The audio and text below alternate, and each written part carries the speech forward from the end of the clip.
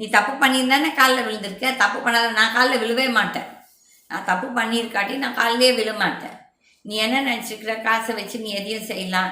எவனா ஒருத்தன் துக்கமானவங்க நம்ம வீட்டுக்கு வந்து விசாரிப்பாங்களா? நம்ம தான் அவங்கள போய் விசாரிக்கணும். ஆனால் நீ என்ன கூத்து பண்ணியிருக்கிற, எல்லாம் மாமல்லர் பொறுத்து கூப்பிட்டு ஒரு 5 ஸ்டார் ஹோட்டல் போட்டு அதுக்கெல்லாம் மயங்கிடுவாங்க.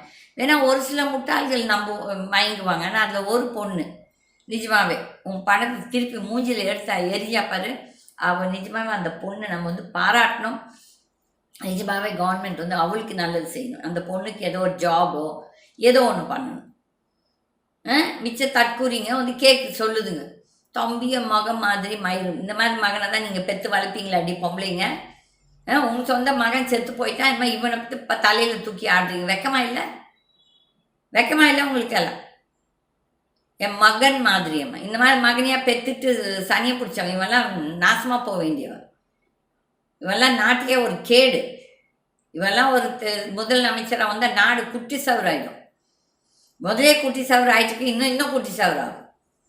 மக்கள் நான் எப்போவும் சொல்கிற மாதிரி நம்ம மேலே தான் தப்பு இருக்குது. நம்ம இந்த மாதிரி தற்குறிகள் பின்னால் நம்ம ஓடிட்டு இருந்தானா அது நம்ம முட்டாள்தான். இவன் சினிமாவில் இருந்தால் சினிமாவில் போகுது, ஆடிட்டு இருக்கான், பாட்டுட்டான், அது அவன் பிரச்சனை. அவன் டைம்னால இருந்தால் ஓடுறது, இல்லாட்டி ஹீரோ ஆறான், இல்லாட்டி ஹிட் ஆகுது அவன் படம், அது அவன் பிரச்சனை. அது என் பிரச்சனை கிடையாது. ஆனால் இவன் வந்து என் சிஎம்மாக வரணும், கண்டிப்பாக இது என் பிரச்சனை. இது என் நாடு.